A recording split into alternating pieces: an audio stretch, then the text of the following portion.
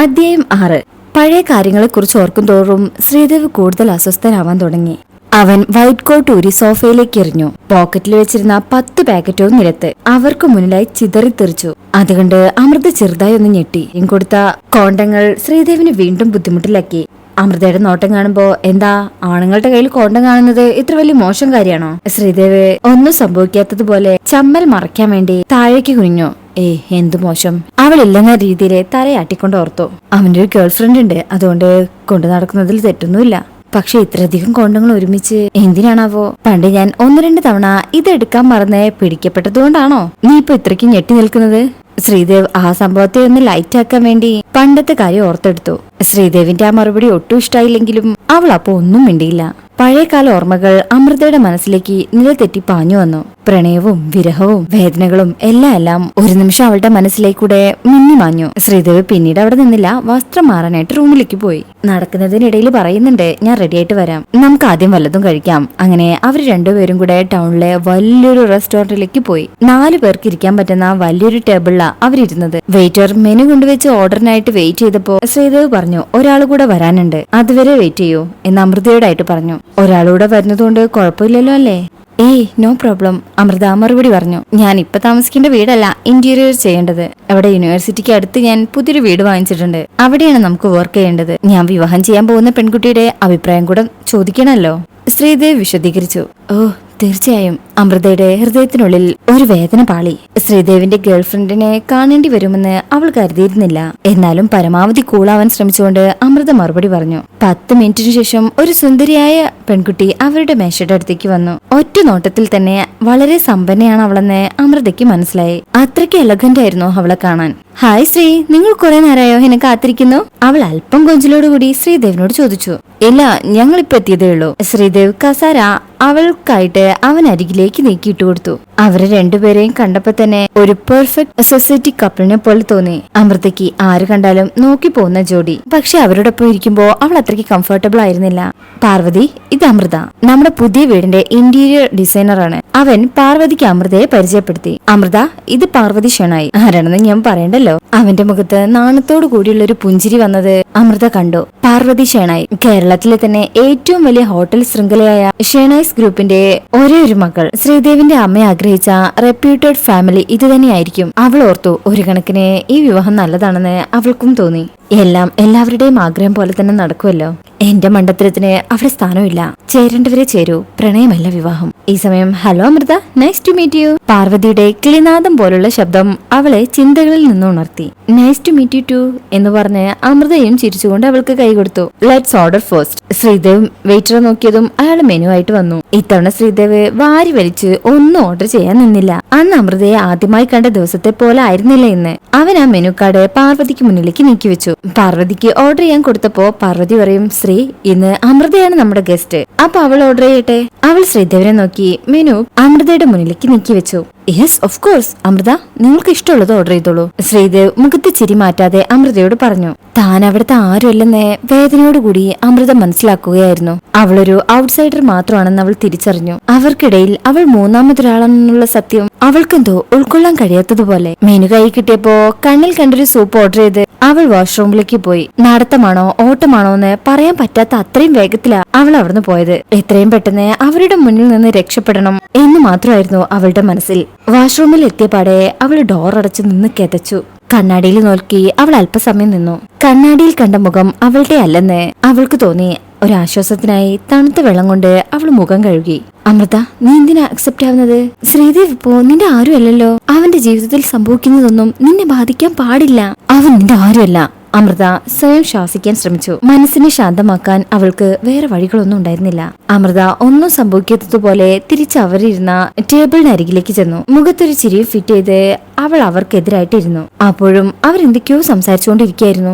അവളെ കണ്ടപ്പോ അവരുടെ പ്രേമം തുളുമ്പുന്ന സംസാരം പെട്ടെന്ന് സ്റ്റോപ്പ് ചെയ്തു. എന്നിട്ട് വീടിനെ കുറിച്ച് സംസാരിക്കാൻ തുടങ്ങി. അത് അവരുടെ ബോഡി ലാംഗ്വേജിൽ നിന്ന് തന്നെ വ്യക്തമായിരുന്നു. അവള് ചെന്നിരുന്നപ്പോ തന്നെ ഫുഡ് എത്തിയത് വളരെ വലിയ ആശ്വാസമായിട്ട് തോന്നി. ഭക്ഷണം കഴിച്ചു കഴിഞ്ഞ് വേഗം അവിടുന്ന് സ്ഥലം വിടണമെന്ന് ആണെന്ന് അവൾ മനസ്സിലോർത്തു. അങ്ങനെ കഴിക്കുന്നതിനിടയിൽ അവർ ഡിസൈനിനെ കുറിച്ചൊക്കെ സംസാരിക്കാൻ തുടങ്ങി. കേട്ടോ അമൃത, എനിക്ക് കുറച്ചുകൂടെ മോഡേൺ ആയിട്ടുള്ള ഇന്റീരിയർ ഡിസൈൻസ് ആണ് ഇഷ്ടം, ലൈക്ക് യൂറോപ്യൻ സ്റ്റൈൽ. പക്ഷെ ശ്രീക്ക് കംപ്ലീറ്റ്ലി മോഡേൺ കോൺസെപ്റ്റ് ഇഷ്ടമല്ല. അതുകൊണ്ട് നമുക്ക് mixture of Indian European style നോക്കിയാലോ? പാർവതി അവളുടെ അഭിപ്രായം പറഞ്ഞു. നിനക്ക് യൂറോപ്യനാണ് ഇഷ്ടമെങ്കിൽ നമുക്ക് അത് തന്നെ ഫിക്സ് ചെയ്യാം. എന്റെ ഇഷ്ടമൊക്കെ അവിടെ നിൽക്കട്ടെ. നമ്മുടെ വീട് നിന്റെ ഇഷ്ടത്തിന് വേണമെന്നാ എന്റെ ആഗ്രഹം. ശ്രീദേവ് ചിരിച്ചുകൊണ്ട് അവളെ നോക്കി. അവനെല്ലാം പാർവതിയുടെ അഭിപ്രായത്തിന് വിട്ടുകൊടുത്തിരുന്നു. അവന്റെ ടേസ്റ്റ് ഓഫ് സ്റ്റൈൽ എന്താണെന്ന് ഇതിനകം മനസ്സിലാക്കിയിരുന്ന അമൃതയ്ക്ക് പാർവതിയുടെ അഭിപ്രായം കേട്ടപ്പോ കൗതുകം തോന്നി. പക്ഷെ എല്ലാ തീരുമാനങ്ങളും തന്റെ ഭാവി വധുവിന് വിട്ടുകൊടുത്ത തീരുമാനത്തോട് അവൾക്ക് കൂടുതൽ കൗതുകവും അതുപോലെ ബഹുമാനവും തോന്നി. ശ്രീ, നീ എല്ലാം എന്റെ തലയിലിട്ട് കൈയൊഴിയാനുള്ള പരിപാടിയാണല്ലേ? അവസാനം എല്ലാം കൊളാക്കിന്ന് എന്നോട് പറയരുതേ. പാർവതി അവനെ നോക്കി ഒരു കുസൃതി ചിരി പാസാക്കി. ഹേ, ഒരിക്കലുമില്ല. You are A sensible girl, Sreedev ആത്മവിശ്വാസത്തോടെ പ്രഖ്യാപിച്ചു. അമൃത ഇപ്പൊ ശരിക്കും അവരുടെ ചർച്ചയിലെ ഒരു ഭാഗം പോലും ആയിരുന്നില്ല. അവർ പറയുന്നത് കേട്ടുകൊണ്ടിരിക്കാന്നല്ലാതെ അവൾക്ക് കൂടുതലൊന്നും പറയാനുണ്ടായിരുന്നില്ല. വേഗം ഭക്ഷണം തീർത്ത് അവിടെ നിന്ന് ഇറങ്ങാൻ അവൾ കൊതിച്ചു. പ്ലേറ്റിലേക്ക് നോക്കി അവര് പറയുന്നതെല്ലാം കേട്ട് കുറച്ചു സമയം അവളിരുന്നു. ഭക്ഷണം കഴിച്ചു കഴിഞ്ഞ് അവര് പറഞ്ഞതെല്ലാം നോട്ട് ചെയ്ത ശേഷം അവൾ അവരോട് യാത്ര പറഞ്ഞു. നേരത്തെ ഫിറ്റ് ചെയ്ത ചിരി അവളുടെ മുഖത്ത് ഇപ്പോഴും ഉണ്ട്. അങ്ങനെ അവൾ വേഗം തന്നെ അവിടെ നിന്ന് തിരിഞ്ഞു നടന്നു. നടത്തത്തിനിടയിലെ അബദ്ധത്തിൽ അവൾ അവിടെയുള്ള ഒരു വെയിറ്ററെ തട്ടി. അയാളോട് ക്ഷമ ചോദിച്ച് ആ റെസ്റ്റോറന്റിന്റെ പടികൾ ധൃതിയിൽ ഇറങ്ങി തീർത്തു. പുറത്തെത്തിയതും അവൾക്ക് എന്തെന്നില്ലാത്തൊരു ആശ്വാസം തോന്നി. അവളൊരു ദീർഘനിശ്വാസം എടുത്ത് നക്ഷത്രങ്ങൾ നിറഞ്ഞ ആകാശത്തേക്ക് നോക്കി. ആശ്വാസത്തോടൊപ്പം ഒരു നഷ്ടബോധവും അവളെ ആ സമയം അലട്ടിയിരുന്നു. ഒരു കാരണവശാലും ശ്രീദേവിനെ ഇനി താൻ കാണാൻ മെനക്കെടില്ലെന്ന് അവൾ മനസ്സിലുറപ്പിച്ചു. തന്റെ ജീവിതത്തിൽ നിന്നും അവനെ മുഴുവനായി ഒഴിവാക്കണമെന്ന് അവൾ തീരുമാനിച്ചു. അമൃത റെസ്റ്റോറന്റിൽ നിന്ന് ഇറങ്ങിയപ്പോൾ ഒരു നെക്ലേസുമായി വെയിറ്റർ ശ്രീദേവിന്റെ അടുത്തേക്ക് വന്നു. അത് അവൾ നേരത്തെ കൂട്ടിമുട്ടിയ ആ വെയിറ്റർ ആയിരുന്നു. സാർ, നിങ്ങളുടെ കൂടെ ഉണ്ടായിരുന്ന ആ സ്ത്രീയുടേതായിരുന്നു എന്ന് തോന്നുന്നു. ദാ അവിടെ കിടന്ന് കിട്ടിയതാണ്. അവരെ ഇപ്പൊ കാണുന്നില്ല, പോയെന്ന് തോന്നുന്നു. വെയിറ്റർ നെക്ലേസ് ശ്രീദേവിനെ ഏൽപ്പിച്ചു. ആ നെക്ലേസ് കണ്ട് ശ്രീദേവ് ശരിക്കും ഞെട്ടി. സിമ്പിൾ ആയിരുന്ന ഒരു മാലയായിരുന്നു അത്. ചെറിയൊരു ബ്ലൂ ഡയമണ്ടിന്റെ ലോക്കറ്റും ഉണ്ടായിരുന്നു അതില്. താങ്ക് യു സോ മച്ച്, ഞാനിത് അവർക്ക് കൊടുത്തോളാം, ശ്രീദേവ് വെയിറ്ററെ പറഞ്ഞയച്ചു. നെക്ലേസ് കണ്ട ആശ്ചര്യത്തോടെ പാർവതി അത് വാങ്ങിച്ചു നോക്കി. ഇത് ഹാർട്ട് ഓഫ് ദി സീ അല്ലേ? വളരെ റെയർ ആയിട്ടുള്ള. പാർവതി ആലോചിച്ചുകൊണ്ട് പറഞ്ഞു. പക്ഷെ അമൃതയെ കണ്ടിട്ട് ഇതൊക്കെ ഇട്ട് നടക്കാനുള്ള ഫിനാൻഷ്യൽ സ്റ്റെബിലിറ്റി ഉള്ള ആളാണെന്ന് തോന്നുന്നില്ലല്ലോ. ശ്രീ പറയും, yes, this is heart of the see. Sreedev എന്തോ ചിന്തിച്ചുകൊണ്ട് പറഞ്ഞു. പാർവതി ആ ഡയമണ്ട് കൈകൊണ്ട് ഉരച്ചു നോക്കി. അത് ഒറിജിനൽ ആണെന്ന് ഉറപ്പിച്ചു. അമൃത ഹോസ്പിറ്റലിൽ തിരികെ എത്തിയപ്പോഴാണ് കഴുത്തിൽ മാലയില്ലെന്നുള്ള കാര്യം തിരിച്ചറിഞ്ഞത്. അവൾ അപ്പൊ തന്നെ മുടിയിലും ഡ്രസ്സിലും ബാഗിലും എല്ലാം തിരഞ്ഞു നോക്കി. പക്ഷെ എവിടെയും അതുണ്ടായിരുന്നില്ല. ഉള്ളിന്റെ ഉള്ളിൽ നിന്നും വല്ലാത്തൊരു സങ്കടം അവളെ വന്നു മൂടി. റൂമിൽ കയറി അച്ചുവിനെ കണ്ടിട്ടും അവളുടെ മുഖത്തെ സങ്കടം അടങ്ങിയില്ല. എന്തു പറ്റിയമ്മേ എന്ന് അച്ചു ചോദിച്ചു. അത് അമ്മയുടെ ഒരു സാധനം കളഞ്ഞു പോയച്ചു. എന്താ അമ്മേ, എന്താ കളഞ്ഞു പോയത്? ഞാൻ നോക്കാം. അച്ചു അമ്മയുടെ വിഷമം കണ്ട് പറഞ്ഞു. അത് അമ്മയുടെ മാല കാണുന്നില്ല അച്ചു. അമ്മ എപ്പോഴും ഇടാറില്ല ആ മാലയില്ലേ? അച്ചു കണ്ടിട്ടില്ലേ? അമൃത ചോദിച്ചു. അമ്മ നേരത്തെ ഇവിടെ വന്നപ്പോ ഉണ്ടായിരുന്നതാണല്ലോ. അമ്മ നേരത്തെ ആരെയോ കാണാൻ പോവാണെന്ന് പറഞ്ഞേ അച്ഛനെ കാണാൻ വന്നില്ലേ? ആ സമയത്ത് അമ്മയുടെ കഴുത്തിൽ ഉണ്ടായിരുന്നു. അച്ചു ഒരു സംശയവും ഇല്ലാതെ പറഞ്ഞു. ആണോ അച്ചു, നിനക്ക് ഉറപ്പാണോ? അമൃത വ്യഗ്രതയോടെ അന്വേഷിച്ചു. ഉറപ്പ്, അമ്മ എനിക്ക് ഉമ്മ തന്നപ്പോ ഞാൻ കണ്ടതല്ലേ, അച്ചു ഉറപ്പിച്ചു പറഞ്ഞു. അമൃതയുടെ വയറ്റിൽ നിന്നും ഒരു ആന്തൽ പുറപ്പെട്ടു. എന്റെ ഈശ്വര, ശ്രീദേവിന്റെ വീട്ടിലോ അതോ റെസ്റ്റോറന്റിലോ മറ്റോ ഊരിപ്പോയതായിരിക്കോ? അമൃതയ്ക്ക് ടെൻഷൻ കൂടിക്കൂടി വന്നു.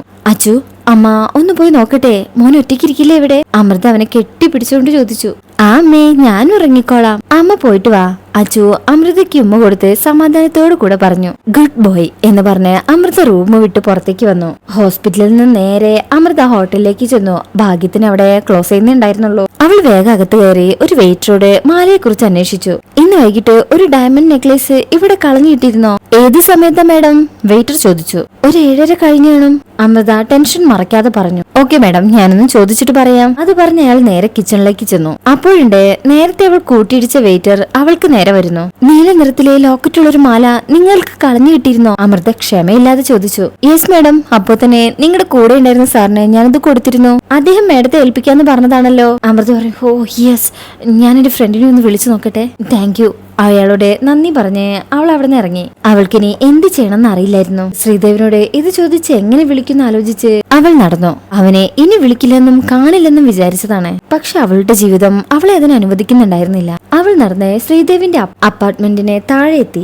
അവനെ വിളിക്കണോ വേണ്ടയോന്ന് അവൾക്ക് അപ്പോഴും ഉറപ്പുണ്ടായിരുന്നില്ല. പക്ഷെ ആ മാല കിട്ടിയേ തീരൂന്ന് അവളുടെ മനസ്സ് പറഞ്ഞുകൊണ്ടേയിരുന്നു. പെട്ടെന്ന് അവളുടെ കയ്യിലെ ഫോൺ ബെല്ലടിച്ചു. അത് അവനായിരുന്നു. അവൾ ശരിക്കും ഞെട്ടിപ്പോയിരുന്നു.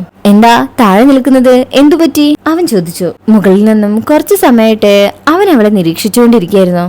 അത് പിന്നെ എന്റെ ഒരു സാധനം കളഞ്ഞുപോയി, അത് നോക്കാൻ വന്നതാണ്, അവൾ വിക്കി പറഞ്ഞു. ആണോ, എന്താ കളഞ്ഞുപോയത്? അവനൊന്നും അറിയാത്തതുപോലെ അന്വേഷിച്ചു. എന്റെ ഒരു നെക്ലേസ് നിങ്ങൾ കണ്ടിരുന്നോ? ഏത് നെക്ലേസ്? അവൻ ചോദ്യങ്ങൾ തുടർന്നു. വെയിറ്റർ നിങ്ങളെ ഏൽപ്പിച്ചെന്ന് പറഞ്ഞല്ലോ, ആ നെക്ലേസ്. അമൃത ഒന്നുകൂടെ വിശദീകരിച്ചു. ഓ അതോ, അത് ഞാൻ പണ്ട് നിനക്ക് ഗിഫ്റ്റ് ചെയ്ത നെക്ലേസ് അല്ലേ? അമൃത അതിന് മറുപടി ഒന്നും പറഞ്ഞില്ല.